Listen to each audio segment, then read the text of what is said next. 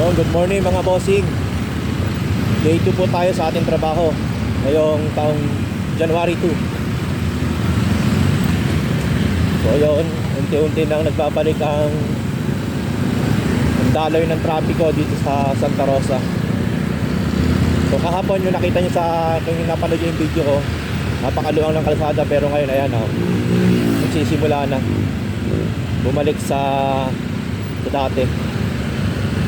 Although holiday pa rin, saka yung ibang mga tao nasa bakasyon pa talaga. Malaman natin yan sa Lunes. Yan, sa Lunes tagsa yan sakyan, tao, traffic na naman yan. So wala naman problema doon mga bossing.